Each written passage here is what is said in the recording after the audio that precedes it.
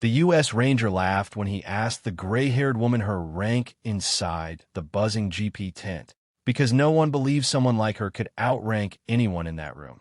What he didn't know was that the next sentence out of her mouth would bring the entire operation to a dead stop. Before we begin, tell us, which part of the country are you watching from? Drop it in the comments.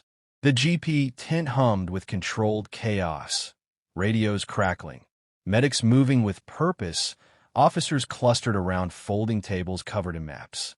Outside, rotor wash from a departing helicopter rattled the canvas walls. Inside, tension sat thick in the air. That was when the old woman walked in, unannounced and unescorted, wearing a simple red blazer instead of a uniform. Her silver hair was pulled back neatly, her posture straight as a ramrod. She didn't look lost. She looked like she owned the place. A U.S. Army Ranger captain near the center table glanced up and smirked.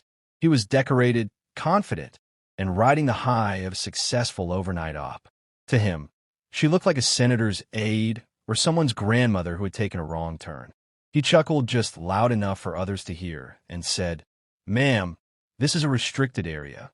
Did you mean to wander into the GP tent?" The woman didn't flinch. She folded her arms slowly and met his eyes without blinking. "I know exactly where I am," she said calmly. A few nearby soldiers exchanged amused looks. One of the younger Rangers suppressed a grin. The captain tilted his head, entertained now. "All right then," he said, leaning back. "Before I have someone escort you out, mind telling me your rank?" A ripple of quiet laughter moved through the tent. The question hung in the air, heavy with sarcasm. The woman's lips tightened, not in anger, but in resolve. "That depends," she replied evenly, "on whether you're asking out of courtesy or protocol." The captain raised an eyebrow.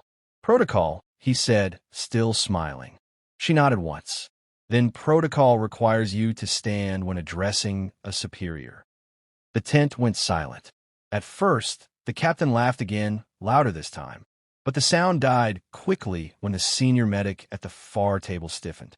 A colonel near the comm station slowly turned around. Someone recognized her. A whisper spread like electricity.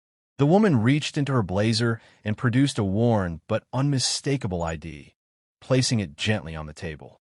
"Brigadier General Evelyn Hart," she said. "Retired on paper. Currently reassigned by Joint Command as oversight for this operation." The captain's face drained of color. Chairs scraped as officers stood at attention. Radios went quiet. Even the background hum seemed to fade. The general didn't raise her voice. She didn't need to. Her presence filled the tent more powerfully than any shouted order. She stepped closer to the captain. "You laugh because you assumed rank were the uniform," she said. "That assumption gets people killed." He swallowed hard. "Ma'am, General, I didn't." She raised a hand. "Save it.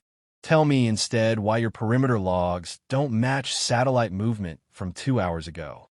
The captain froze. He hadn't seen that report yet.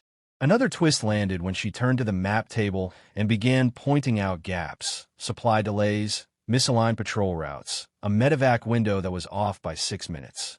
Each detail hit like a hammer. This wasn't ceremonial oversight. This was battlefield mastery.